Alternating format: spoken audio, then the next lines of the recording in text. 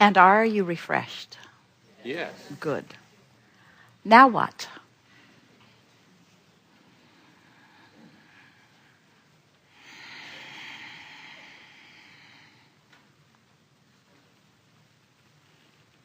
Wait.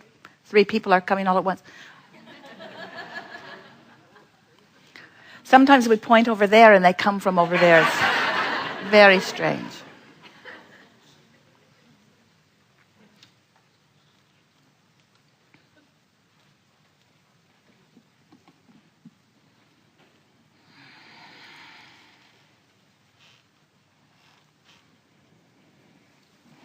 Hi, Abraham. First, I'd like to express my high-octane, turbocharged stream of appreciation. I begin my day listening to your recordings, in traffic on Katy Freeway, by the way. And I find that's the best way to begin the day. Thank you. My question is on responding to negative emotions. So, after hearing your teachings, I begin enjoying negative emotions. Like, what I mean is, I know that my guidance system is working. Perfect. Yes. But sometimes I wonder if I'm responding to it by thinking downstream thoughts, or whether I'm numbing the sensations. Whether I'm ignoring my guidance with the head in the sand. Ignore. Well, we liked the word that you began with when you said responding to negative emotion. That's really good. Responding. What should my response to negative emotion be? Should I panic? Oh, what must I be attracting the way I feel? What is a response to negative emotion? What is the best possible response to negative emotion? What do you think? I think it's to be happy that the guidance system is working. So awareness of what? My guidance system is working, and what's it telling me? Simple. It's saying that negative emotion is saying, this thought that's active in me right now doesn't jive, is out of alignment, doesn't agree, is nothing like the thought that the inner being within me is thinking about the same thing at the same time. Now that tells you a lot. First, it tells you the source is aware of you, doesn't it?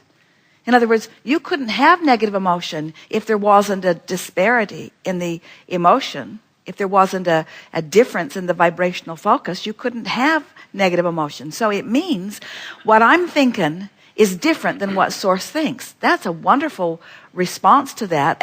But then what's the response to that?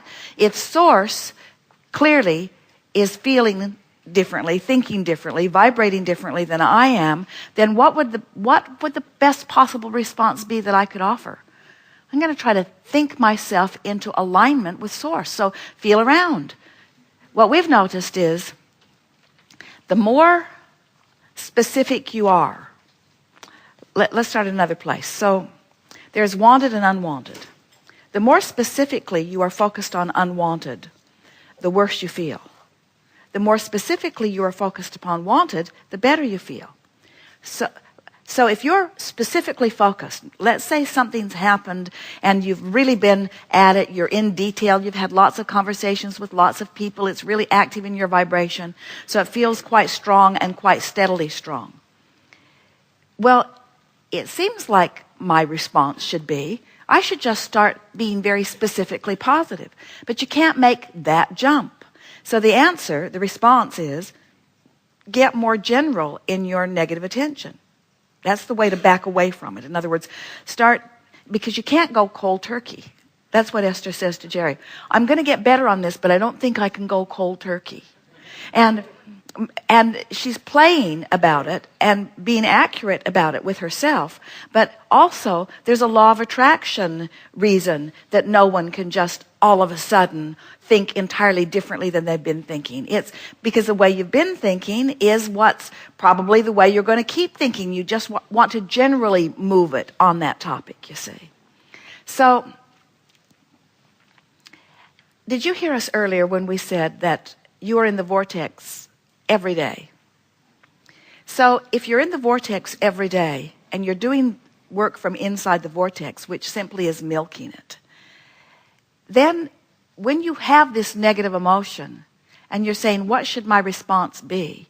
Well, you can't necessarily just jump in the vortex. And you can't necessarily, in that moment, just stop thinking that thought because it's active. And law of attraction is dishing up more thoughts like it. But you do have the ability and the power to de-emphasize it, to make it more general, to make it less specific.